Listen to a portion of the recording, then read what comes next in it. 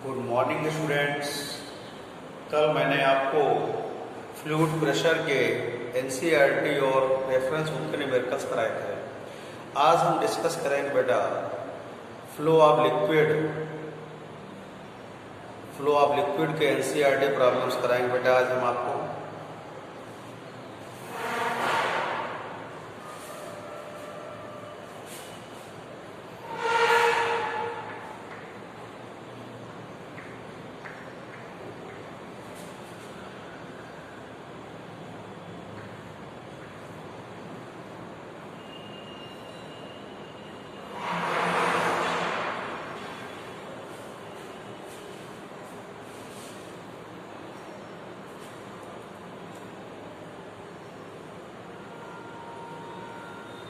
देखिएगा question number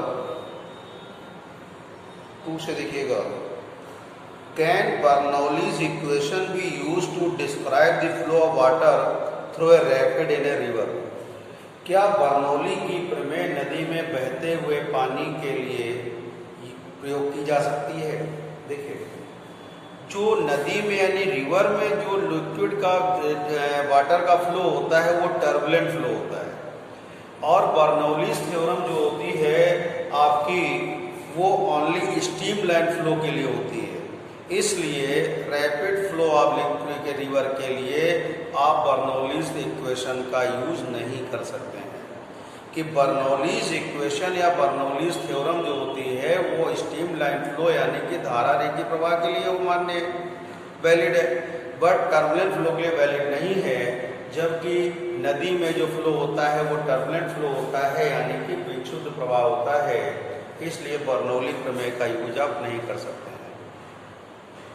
question third है, does is metre of one use gauge pressure in instead about the pressure in applying Bernoulli's theorem explain. क्या आप pressure को gauge में ले सकते हैं?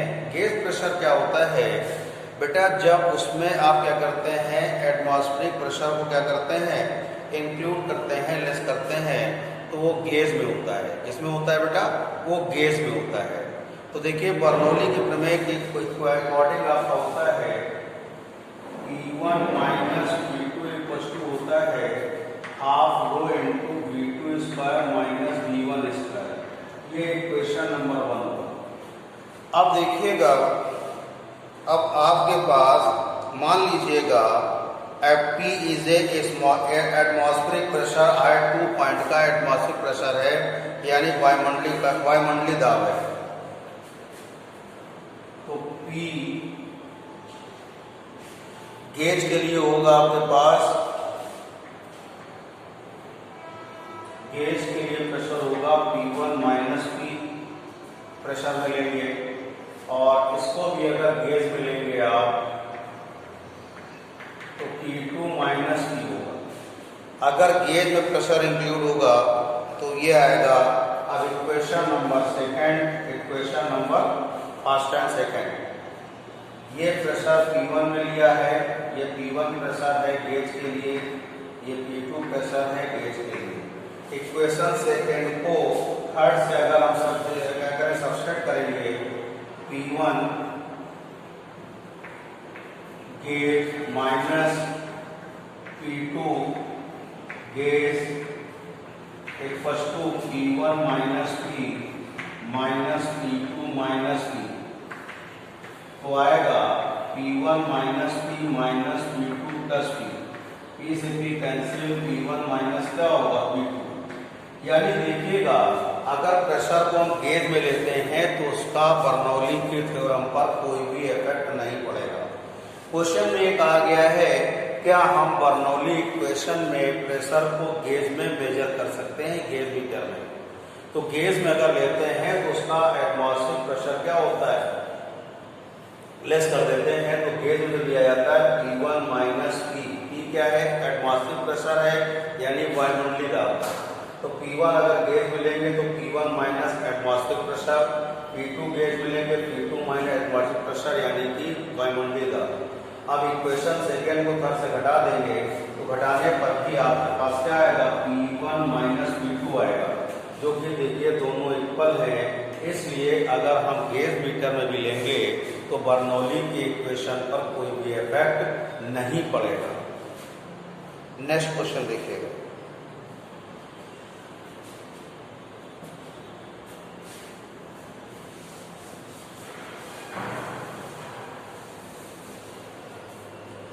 आपसे बोल रहे हैं in a test experiment on a model aeroplane in a wind tunnel the flow speed of upper and lower surface of the wing are 70 metre per second and 63 metre per second respectively. बेटा एक aeroplane है जिसके ऊपर वायु का वेग दिया है 70 मीटर पर सेकेंड और उसके नीचे दिया है 63 metre per second. What is the lift on wing, उसका एरिया दिया है 2.5 metre square. Take the density of air 1.3 kilogram per metre cube, यानी एयर की डेंसिटी भी दी हुई है। तो आपको प्रेशर डिफरेंस P2 माइनस क्या करना है, P1 फाइंड करना है। तो देखिएगा आपसे क्या क्या दिया हुआ है। V1 इक्वल टू दिया है, क्वेश्चन नंबर 4 है, V1 equal to 70 metre per second, V2 equal to 63 metre per second, rho equal to दिया है 1.3 किलोग्राम पर मीटर क्यूब दिया हुआ है, एरिया दिया है 2.5 मीटर स्क्वायर दिया है। तो देखिएगा जो आपसे बोल रहे हैं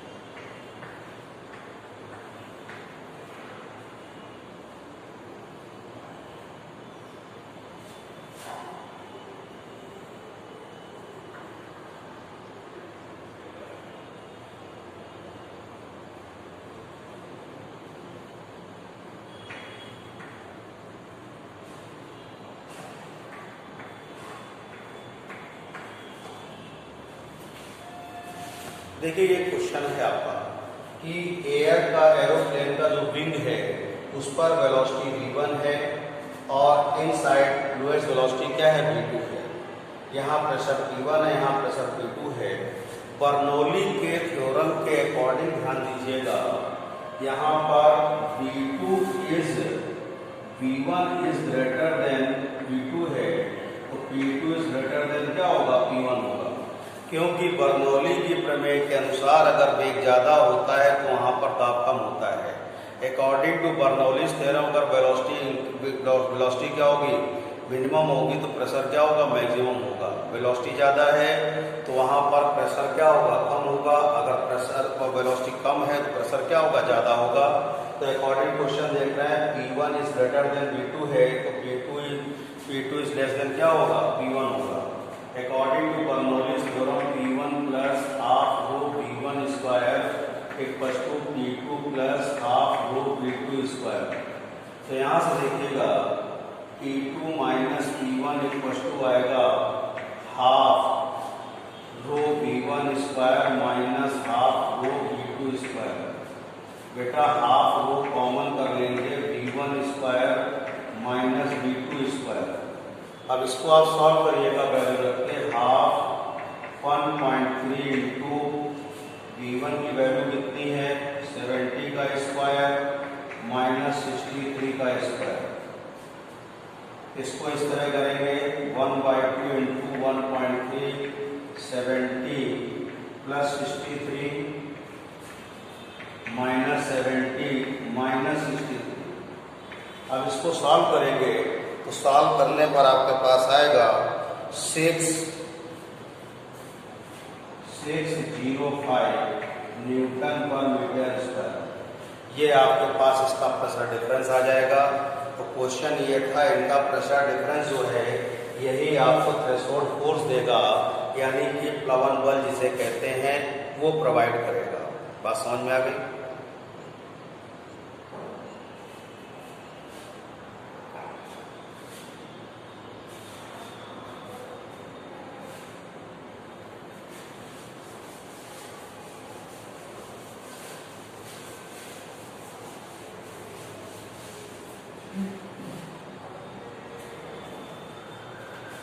देखिए क्वेश्चन नंबर 5 दिया है बेटा। 5 क्वेश्चन में 2 फिगर दिए हैं, कौन सा फिगर करेक्ट है, कौन सा इनकरेक्ट है, कौन सा सही और कौन सा गलत है, सही हो तो क्यों सही है, गलत हो क्यों गलत है, आपको ये बताना है।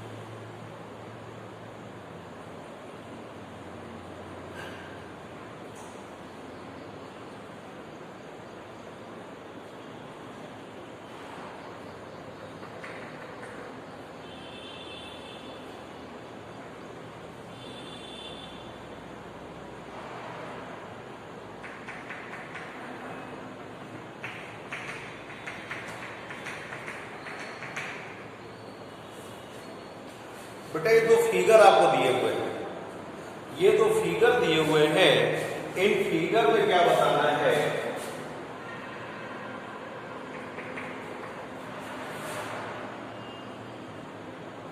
इस फिगर में ये बताना है कौन सा फिगर सही है, कौन सा फिगर गलत है। देखिए प्रिंसिपल ऑफ कॉन्टिन्यूटी जो होता है, आवृत्तता का सिद्धांत होता है, उसके अकॉर्डिंग क्या होता है, A B equal to constant होता है। तो यहां से v प्रोपोर्शनल टू 1/8 होगा। और बर्नौली के प्रमेय देखिएगा, जिस पॉइंट पर एरिया कम है उस पॉइंट पर वेलोसिटी ज्यादा होगी, और बर्नौली की प्रमेय के अकॉर्डिंग जहां वेलोसिटी ज्यादा होती है वहां पर प्रेशर क्या होता है, कम होता है। तो देखिएगा इस ए फिगर में यहां पर वेलोसिटी क्या होगी, ज्यादा होगी, चार्ज ज्यादा होगी, तो प्रेशर कम होना चाहिए। बट इसमें प्रेशर इतना दिया हुआ है, इसमें प्रेशर कम दिया है, तो इसमें प्रेशर एक्चुअली में कम होना चाहिए, लेकिन प्रेशर ज्यादा दिया हुआ है, तो ये फिगर आपका इनकरेक्ट है, यानी कि गलत है। दूसरे फिगर में देखिएगा, इसमें भी प्रिंसिपल लागू होगा कि प्रिंसिपल ऑफ कॉन्टिन्यूटी के अकॉर्डिंग क्या होगा, ध्यान दीजिएगा। प्रिंसिपल ऑफ कॉन्टिन्यूटी के अकॉर्डिंग क्या है, ध्यान दीजिए कि अगर आपका cross section B inversely proportional to A, अगर एरिया कम है तो वेलोसिटी ज्यादा होगी, तो यहाँ देखिए वेलोसिटी ज्यादा है, और बर्नौली की थ्योरम के अनुसार अगर वेलोसिटी ज्यादा है तो प्रेशर कम होना चाहिए। तो देखिए इस वाले फिगर में, इस नली में, इस ट्यूब में प्रेशर क्या है, कम है, तो ये वाला फिगर क्या है आपका करेक्ट है, और ये वाला फिगर क्या है, इनकरेक्ट है। आपको देखिए 2 फिगर दिए गए यहाँ पर, कितने फिगर दिए गए, 2 फिगर दिए गए हैं। एक में प्रेशर देखिए जहां शॉर्ट यानी कि नैरो है, यानी नली का क्षेत्रफल कम है, यहाँ पर तो वहां प्रेशर ज्यादा है, तो यहाँ पे क्षेत्रफल का प्रेशर कम है। तो प्रिंसिपल ऑफ कॉन्टिन्यूटी के अकॉर्डिंग क्या होता है, अगर कहीं पर एरिया कम है तो वेलोसिटी ज्यादा होगी। बट बर्नौली की थ्योरम के अकॉर्डिंग क्या कहते हैं कि प्रेशर अगर वेलोसिटी ज्यादा है, प्रेशर क्या होगा, कम होगा। तो इसमें फिगर में वेलोसिटी ज्यादा है, इसमें प्रेशर भी ज्यादा दिया, तो ये फिगर क्या हो गया, रॉन्ग हो गया।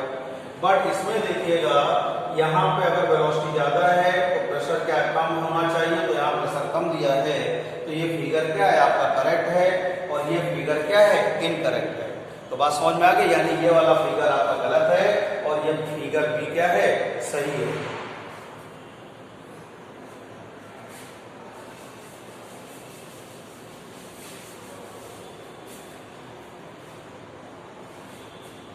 देखिए नेक्स्ट क्वेश्चन बोल रहे हैं A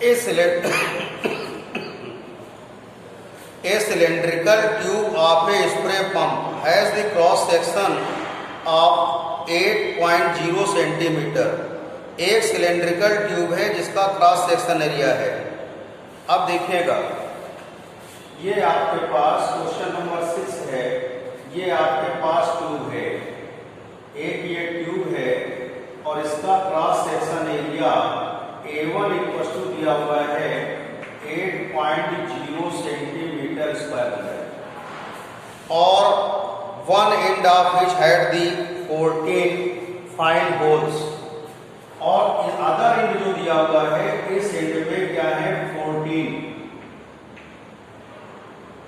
नंबर ऑफ होल्स कितने हैं 14 होल्स हैं, 14 होल्स इसमें दिए हुए हैं। दूसरे सिरे पर क्या दिए हैं 40 होल है और इसमें ईच होल की रेडियस दी हुई है आपको, रेडियस कितनी दी हुई है 1 mm, यानी कि R equals to radius each hole का दिया है 1 mm, यानी 1 × 10⁻³ मीटर दिया हुआ है। अब आपसे बोल रहे हैं ध्यान दीजिएगा, और if the liquid flow inside the tube 1.5 metre per minute, यानी इससे जो इंटर करता है, इससे जो लिक्विड इनका इंटर कर रहा है ये V1 इक्वल टू दिया, इसकी वेलोसिटी V1 है, तो V1 इक्वल टू दिया है 1.5 मीटर पर मिनट। इसको सेकंड में चेंज करेंगे 1.5/60 मीटर पर क्या होगा सेकंड आएगा। तो इसको जो सॉल्व करेंगे आपको कितना होगा 2.5 × 10⁻² मीटर पर सेकेंड आ जाएगा। अब देखिएगा, अब इससे जो वेलोसिटी यहां से V2 क्या करना है आपको फाइंड आउट करना है। अब इसका एरिया कैसे निकालेंगे, टोटल होल होगा, टोटल एरिया A2 होगा, नंबर ऑफ होल यानी N, नंबर ऑफ होल यानी N, यानी जितने छेद हैं उनकी संख्या गुणे एक छेद का क्षेत्रफल यानी πr²। तो यहां से R इक्वल होता है, ये आपको डायमीटर दिया है 2r दिया है, ये क्या दिया है डायमीटर दिया है 2r दिया है, R इक्वल होता है d/2 होता है। तो A2 इक्वल होगा 40 × पाई × d/2 तो A2 इक्वल होगा 40 × 3.14 × d² अपन कितना होगा 4, ये कैंसिल हो जाएगा, ये 10 आएगा। A2 इक्वल होगा 10 × 3.14 × 1 × 10⁻³ तो A2 इक्वल आ जाएगा 10 × 3.14 × 10⁻⁶ आ जाएगा। तो यहाँ से A2 निकाल लिया। अब आप फार्मूला लगाएंगे प्रिंसिपल ऑफ कॉन्टिन्यूटी का, किसका लगाएंगे प्रिंसिपल ऑफ कॉन्टिन्यूटी यानी आवृत्ता का सिद्धांत। A1 V1 इक्वल क्या होगा A2 V2 आएगा, तो V2 इक्वल होगा A1 V1 अपॉन A2। तो वैल्यू रखेंगे, A1 की वैल्यू कितनी है 8 × 10⁻⁴, 2.5 × 10⁻², और इसकी वैल्यू है 10 × 3.14 × 10⁻⁶। तो क्वेश्चन ये था कि एक ट्यूब है जिसका एरिया क्रॉस सेक्शन एरिया दिया है, दूसरे एंड पर इसमें 40 होल हैं, 40 होल हैं, सेम रेडियस है, और उसका डायमीटर दिया है आपको 1 × 10⁻³ मीटर। तो इससे निकलने वाले लिक्विड जो निकलेगा उसकी वेलोसिटी क्या होगी आपको V2 फाइंड करना है। तो पहले मैंने इस एंड का एरिया निकाला, N × यानी कि number of hole × area of one, यानी कि छेदों की संख्या गुणे एक छेद का क्षेत्रफल सॉल्व करके निकाल लिया। इसके बाद प्रिंसिपल ऑफ कॉन्टिन्यूटी लगाएंगे, यानी आवृत्ता का सिद्धांत लगाएंगे। a1 v1 equals to a2 v2, तो v2 equals to a1 v1 upon a2 आएगा। इसको जब सॉल्व करेंगे तो 0. सॉल्व आफ्टर सॉल्विंग आएगा 0.64 मीटर पर सेकेंड। तो इस वेलोसिटी से लिक्विड क्या होगा, अदर एंड से बाहर निकलेगा। ये क्वेश्चन क्लियर हो गया बेटा?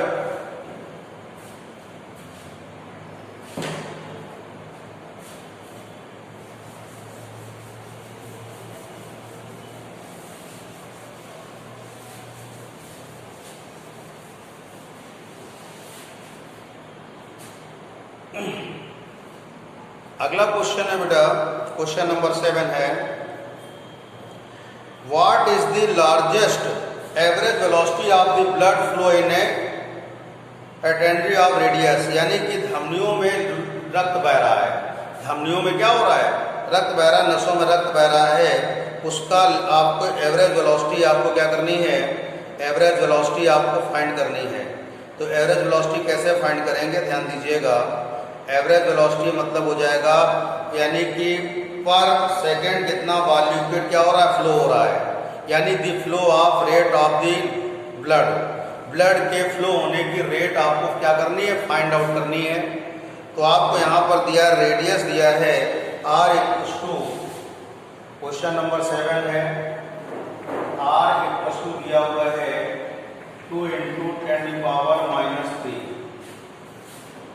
डेंसिटी दी हुई है आपको, यानी कोफिशिएंट विस्कोसिटी दिया हुआ है लिक्विड का, सॉरी ब्लड का, नीटा इक्वल्स टू 2.084 × 10⁻⁻3 ये दिया हुआ है। और उसके बाद आपसे बोल रहे हैं, देखिए रेनॉल्ड्स नंबर होता है RE इक्वल्स टू 2000 होता है, और उसके बाद डेंसिटी ऑफ द लिक्विड दिया हुआ है, और डेंसिटी दिया हुआ है आपको, डायमीटर दिया हुआ है। डेंसिटी क्या होती है लिक्विड की, रो इक्वल्स टू होता है बेटा, ध्यान दीजिएगा 1.06 × 10⁻3 किलोग्राम पर मीटर।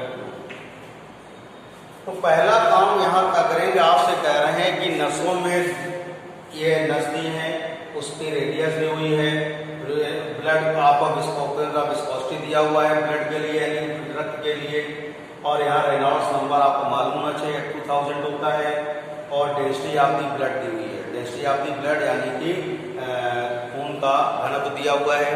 तो पहला काम यहाँ करेंगे, हम क्रिटिकल वेलोसिटी निकालेंगे, RE इंटू नीटा upon rho into D. Rho into क्या होगा, डी होगा।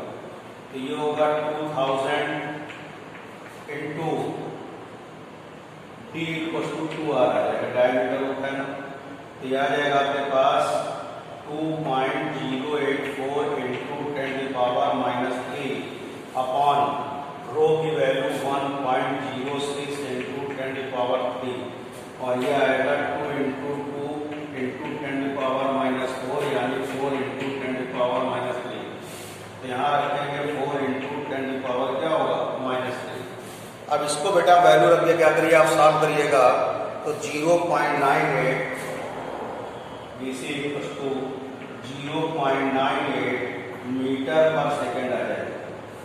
अब देखिएगा the rate of flow of blood क्या होगा, Q equals to A × BC आएगा। A की वैल्यू होगी πr² × BC, यह आएगा 3.14 × R की वैल्यू 2 × 10⁻³ × 0.98। Q इक्वल्स टू आएगा 3.14 × 4 × 10⁻6 × 0.98 आएगा। तो इसका flow of blood, the rate of flow of blood हो जाएगा आपके पास 1.25 × 10⁻1.25 × 10 आ जाएगा आपके पास -5 मीटर क्यूब पर सेकेंड। क्वेश्चन ये था बेटा कि आपके धमनियों में क्या कहते हैं, सिराओं धमनियों में ब्लड बह रहा है। तो ब्लड जो बह रहा है उसका आपको क्या करना है, the rate of flow of blood निकालना है, यानी कि खून के प्रवाह की दर निकालनी है। जिस धमनी में बह रहा है, जिस नस में बह रहा है, उसके लिए आपको रेडियस दी है और इसका कोएफिशिएंट ऑफ विस्कोसिटी दिया है ब्लड का। रेनॉल्ड्स नंबर आपको मालूम होना चाहिए, ब्लड की डेंसिटी दी हुई है।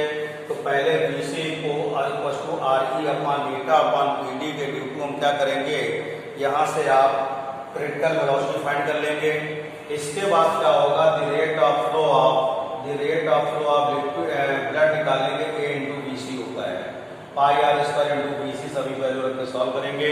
तो 1.24 into 10⁻⁵ metre cube per second आ जाएगा। ये फ्लो ऑफ आ जाएगा, rate of flow of blood आ जाएगा बेटा।